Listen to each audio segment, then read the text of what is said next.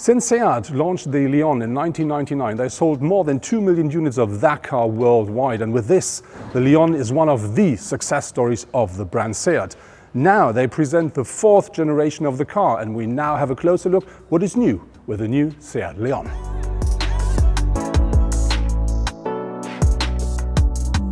Looking at the front of the Seat Leon, the car now is 1.80 meters in width, and this is about 17 mm less than the predecessor, but it doesn't look smaller or less wide, and there are some good reasons for that. So one is the new grille. You may know or remember the shape from the Seat Tarraco, but this one here is a lot flatter, wider, and that really gives the car a lot of power at the front. Another very important thing is the new shape here with the bonnet, which goes down into the car and really gives the car extra dynamic. Very important down here, these small bits and pieces you see, they not only work regarding to the aerodynamics, you can also change them easily, piece by piece, and that makes an accident a lot cheaper because you don't always have to change the whole bumper. But I think more important are the new headlamps. They're a bit more deep into the car, which gives the car a bit more an aggressive look from the front. And I think important to know is they always come as standard in LED technology, but you can have a bit more of technique if you want, and that then is called the full LED package.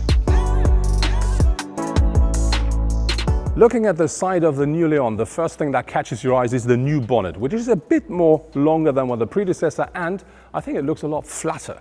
And that ends here at the bit steeper front window.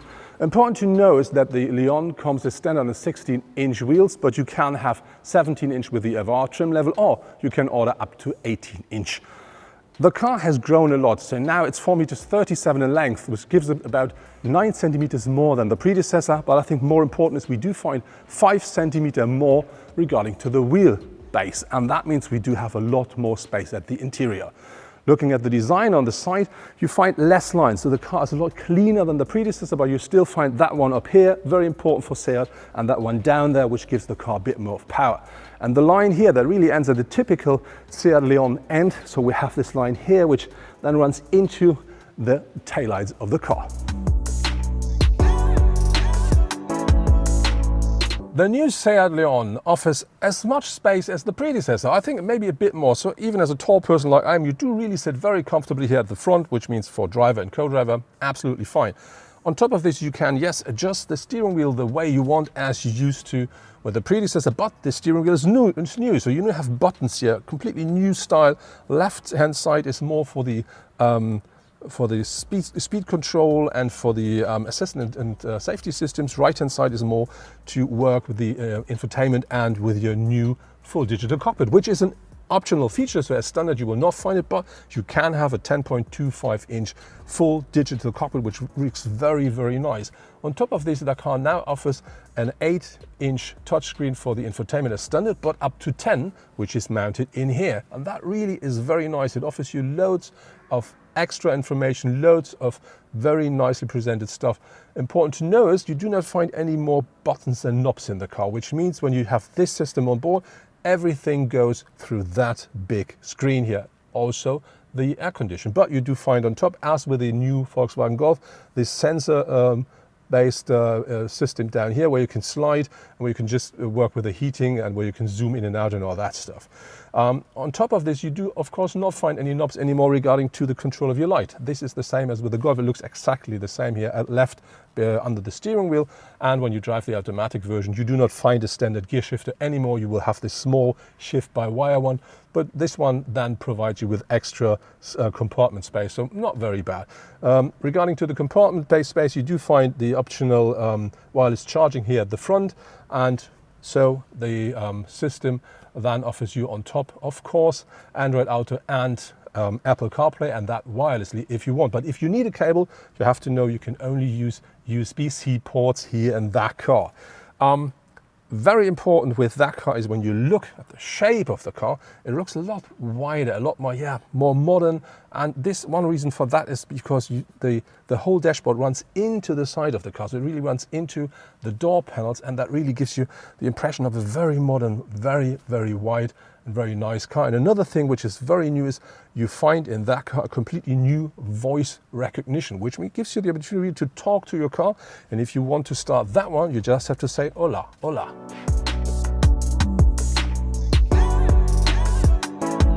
Another new thing is that you will find a proper ambient light now in the car. And this is not only the light that runs around you and gives you this illumination, it also works together with the assistance systems, which means, for instance, if you want to change lane and there's somebody aside of you, then that signal will not only come out of the window, out of the rearview mirror, it also will come with these, with the flashing or a change of the color of this ambient light. So I think that's a very nice idea.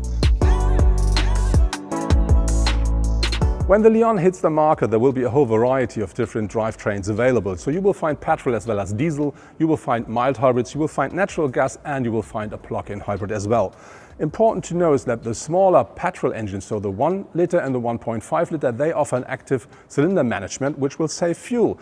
Then on top you will find the mild hybrid, which works with a 48 volt technology, and that will save fuel as well. I think very important also to know is the CNG, so the natural gas version, which offers you a pure gas range of more than 400 kilometers. And then there is the plug-in hybrid version, and with that one you can drive up to 60 kilometers and even more on electric energy only.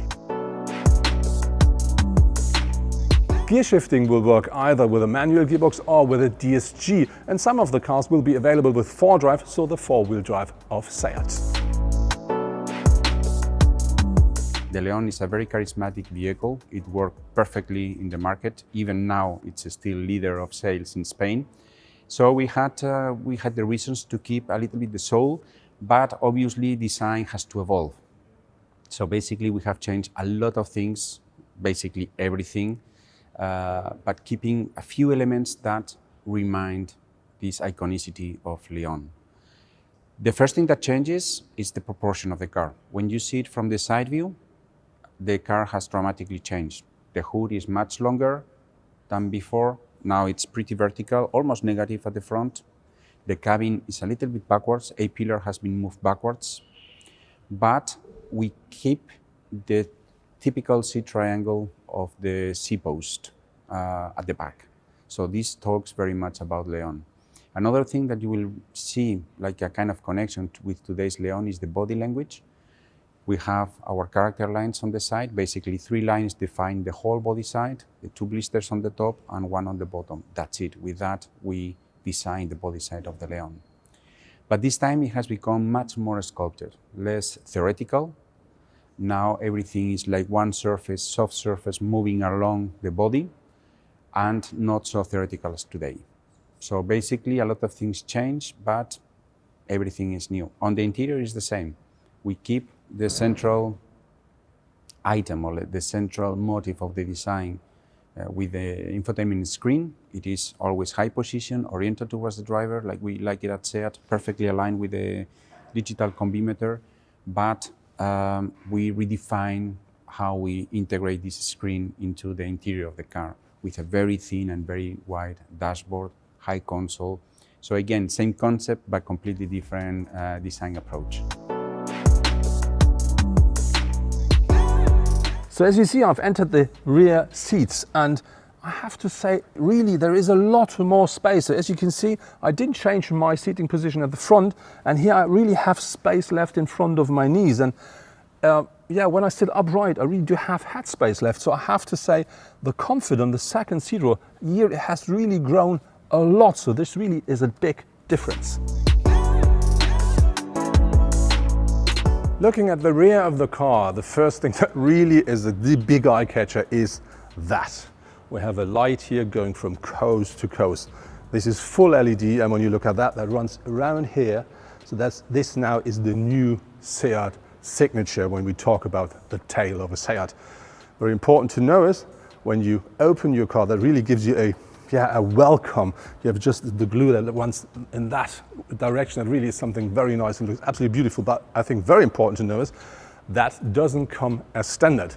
So you have to pay extra, or you have to have a higher trim level to get that signature. When you look at the rest of the car, this is a typical Seat Leon shape. So really the typical proportions, we have this very nice rear bumper here. We have this typical arch here. And because of the FR version, we do find 2 big exhausts, but fake. But I think very important with that car, when you look at the tail, is that you do have the Seat logo, which is the door opener, but more important is you find the new Seat Leon signature, and this now is like handwritten. And I think this is something you may find with other Seat cars in the future as well. But when we stand here, now let's have a closer look into the boot. The new Seat Leon now offers 380 liters of maximum boot capacity with the rear seats up. That's the same as with the predecessor, but when you fold down the seats, thanks to the new wheelbase, that car then features 1,301, which is about 90 liters more.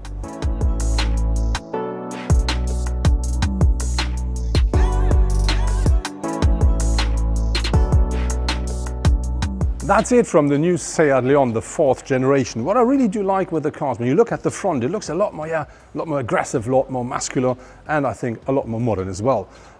When you look at the interior of the car, we do now find a digital cockpit, which I really do like a lot. We do find an up to 10-inch infotainment, really very nice, loads of new functions, loads of very easy to get used to stuff. And this car then doesn't feature any knobs anymore. I'm not sure if I will be a big fan of that, but maybe I just have to get used to.